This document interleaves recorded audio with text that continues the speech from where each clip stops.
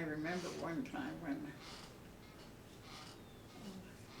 Karen and I went shopping, and I was looking for a coat for myself, and Karen was just wandering around. She wasn't, oh, she was only probably 7, 8 years old. And because Kathy was a baby. And Karen came over to me and she said, "Mom, come over here, I want to show you something." And I said, "All right, wait just a minute, I just have a couple coats here that I want to try on, and then I will." So she started walking around again, and I tried on the coats, and then I forgot that she wanted to show me something, and she didn't mention it again.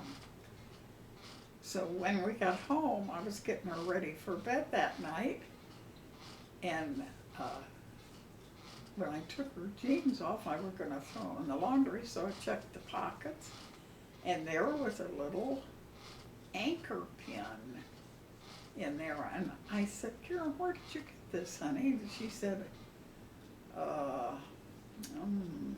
"Phyllis gave it to me." I said, "No, she didn't." And she said,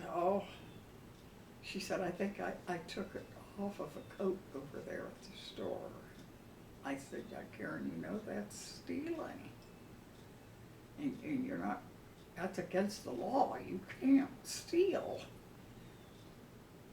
And so I said, "Well, you're gonna have to tell your dad what happened." She did not want to. They never wanted to tell their dad anything that would, they thought, make him feel disappointed in them. It was all right if I knew, but they didn't want their dad to know. So he was out in the shop, and she went out and told him. And when she came back in, I said, "Did you tell him?" And she said, "Yes." I said, "What did he say?" "He told me not to do it again." I said, "Okay, well, you learned a lesson, and didn't you know what happens."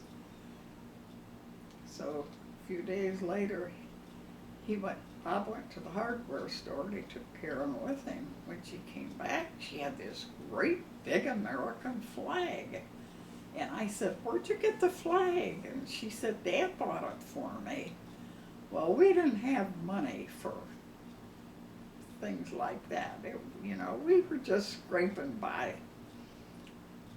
So I asked Bob, I said, "Bob, why'd you buy her that great big flag?" And he said, "Well, I was afraid not to. She wanted it, and I was afraid she'd take it if I didn't buy it."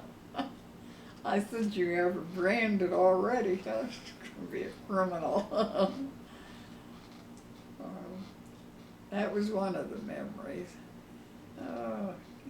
Kathy was a good little girl, pretty good. She made up her mind that she wanted things her way. Then things got a little rough.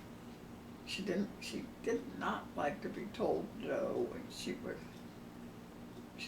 wanted something. So she wanted to do something, and I had told her no. So she really threw a tantrum. I didn't pay any attention to her. If she was in the living room crying, yelling, and pretty soon, I was in the kitchen. Pretty soon she came out in the kitchen and laid down on the floor, and she kicked and she yelled, and I still didn't pay any attention to her. She grabbed around my leg, and I was walking all over the kitchen dragging her, and she was yelling and screaming. Finally, she figured out that it wasn't going to do her any good. So she quit crying, got up, and went on her way. Nothing was ever said. She was partial to my sister, Eileen. She loved Eileen. And she couldn't have much to do with too many people. But always Eileen. Oh, let me see if I can think of, I remember when Karen loved the water. Oh my goodness. You couldn't get her a rod of water. She was just a couple of years old, had all her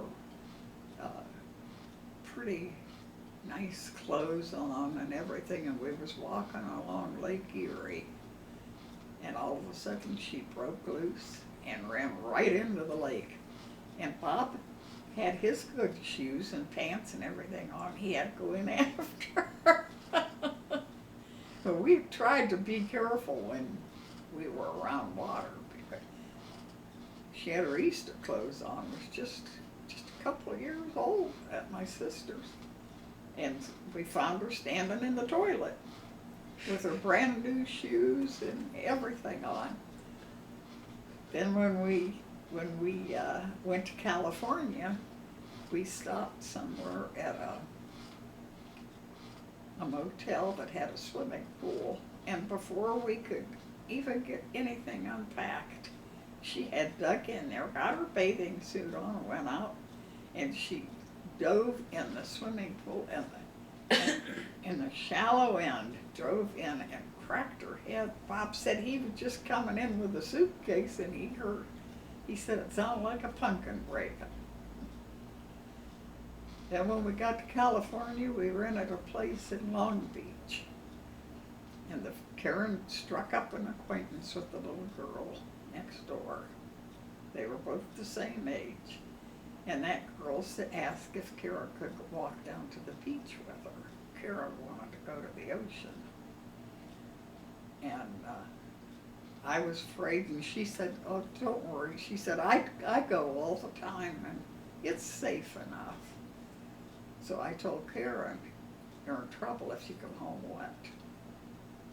Well, you had to walk through a little park that was real close to our house. And there were steps that went down and went underneath the road. On the other side of the highway was the beach. When she came home, she was soaked from head to toe.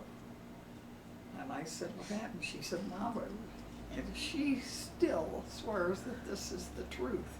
I never believed her, but she told me not too long ago, it was the truth, Mom. I don't know whether she's convinced herself or it really was, but she said they were standing on the beach, and she said the biggest wave she ever saw in her life came up there and just went over the top of them. I never thought, if she was standing on the beach, I'm sure that wave didn't come up on the beach. I think I'm gonna have to ask her again. You know, she's about 60 years old now. She's convinced herself that was the truth, but she did get in some big trouble over that. And there was no more beaches without her mom and dad.